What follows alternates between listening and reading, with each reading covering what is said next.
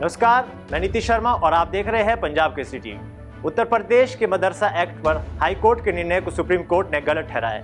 Supreme court के इस निर्णय से उत्तर प्रदेश में करीब 25,000 मदरसों को राहत मिली। इस निर्णय के बाद से उत्तर प्रदेश में अब मदरसों को 2004 में बने यूपी सरकार के कानून के अनुसार ही चलाया जाएगा। अब मदरसों में पढ़ने वाले छात्रों की शिक्षा मदरसों में ही हो सकेगी। अब सवाल उठ रहे हैं कि मदरसा एक्ट इतना विवादों में क्यों है? आखिर मदरसा एक्ट है क्या? इसमें बदलाव की जरूरत क्यों है? आइए जानते हैं। दरअसल सुप्रीम कोर्ट ने उत्तर प्रदेश के मदरसों के लिए बने मदरसा एक्ट पर अपना निर्णय सुनाया है। उच्च न्यायालय ने इस पर इलाहाबाद हाई कोर्ट के निर्णय को बदलकर मदरसों को संवैधानिक मान्यता प्रदान की है। इलाहाबाद हाई कोर्ट ने 2004 में यूपी सरकार के कानून को संविधान के खिलाफ बताया था।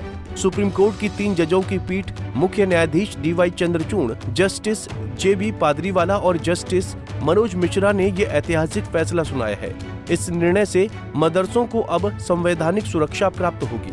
बता दें कि उच्च न्यायालय ने कहा कि 12वीं कक्षा के बाद कामिल और फाजिल की डिग्री वाले मदरसों को यूपी मदरसा बोर्ड से मान्यता नहीं दी जा सकती है, क्योंकि ये UGC अधिनियम के विपरीत है।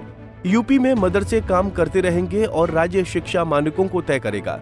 कामिल और फाजिल सर्टिफिकेट अरबी, फारसी और दीनियात विषयों की पढ़ाई के लिए मदरसा बोर्ड से मिलने वाली डिग्रियां हैं। ये डिग्रियां स्नातक और स्नातकोत्तर स्तर पर दी जाती हैं। हालांकि उत्तर प्रदेश सरकार ने सुप्रीम कोर्ट में कहा है कि यूपी मदरसा बोर्ड की कामिल और फाजिल डिग्री विश्वविद्यालय की डिग्री के समकक्ष नहीं है। इसके मुताबिक इन डिग्रियों के आधार पर युवाओं को न तो राज्य सरकार में और न ही केंद्र सरकार में नौकरी मिल सकती है।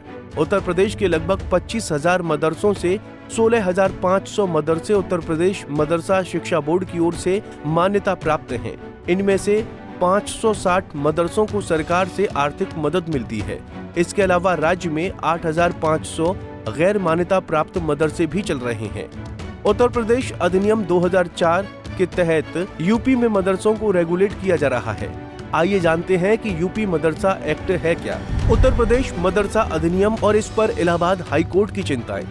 उत्तर प्रदेश मदरसा शिक्षा बोर्ड अधिनियम। इस अधिनियम का उद्देश्य उत्तर प्रदेश राज्य में मदरसों के कामकाज को चलाना और नियंत्रित करना है। इस अधिनियम ने पूरे उत्तर प्रदेश में मदरसों की स्थापना, मान्यता, पाठ्यक्रम और प्रशासन के लिए एक फ्रेमवर्क प्रदान की। साथ ही राज्य में मदरसों की गतिविधियों की देखरेख के लिए उत्तर प्रदेश मदरसा शिक्षा बोर्ड की स्थापना की गई थी। इस पर इलाहाबाद हाई कोर्ट ने अपनी चिंताएं दर्शाई थीं।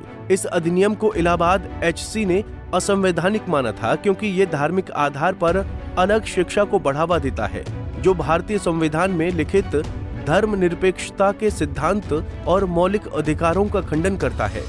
संविधान के अनुच्छेद 21A के अनिवार्य 14 वर्ष की आयु तक गुणवत्तापूर्ण शिक्षा सुनिश्चित करने में विफल रहने की बात कही गई।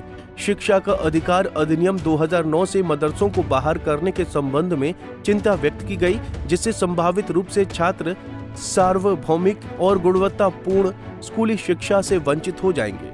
बहरहाल इलाहाबाद हाई कोर्ट के निर्णय को सुप्रीम कोर्ट ने पलट दिया है। इसके बाद सवाल उठ रहे हैं कि मदरसों में मिलने वाली शिक्षा क्या आधुनिक शिक्षा के अनुसार होगी?